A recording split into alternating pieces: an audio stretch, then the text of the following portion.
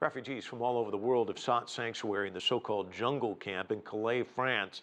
They're waiting to hear if a judge will approve a government plan to demolish part of the camp. That decision is expected on Thursday. CCTV's Elena Casas has more from the camp.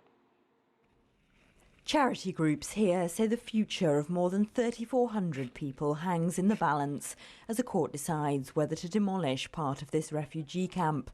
Hundreds of unaccompanied children are among them. Most travelled from Afghanistan, Iraq or Syria. Some are as young as 10. The Camp Centre for Women and Children offers food, clothing, activities and support. Volunteers say some children who arrived here traumatised and violent have now started to play with toys again. But they fear all this good work could be undone if they're forced to move. They've had long journeys, difficult backgrounds, and some of them have been here, sadly, as long as 5 months.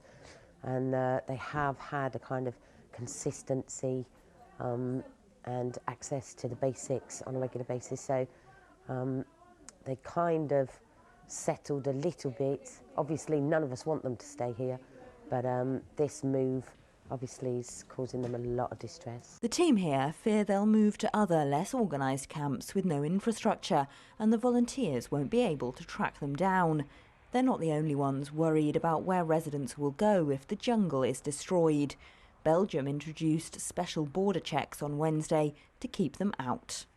Here on the Belgian side of the border, an extra 250 police have been deployed to carry out random passport checks on passing drivers.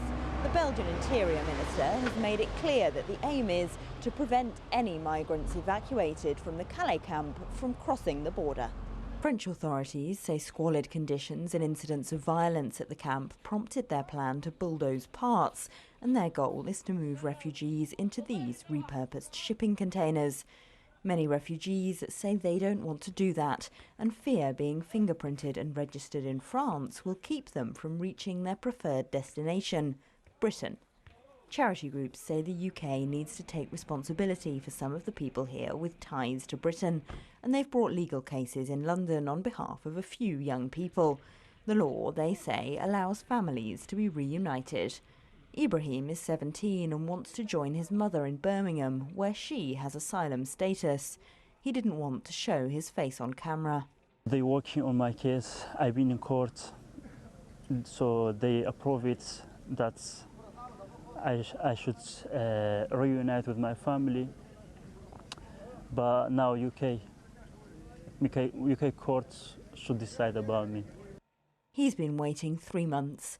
The decision may take many more, but he's seen as one of the lucky ones here. Most have no access to a lawyer and nowhere else to go if French authorities follow through with their plan to destroy half the camp. Elena Casas, CCTV, Calais, France.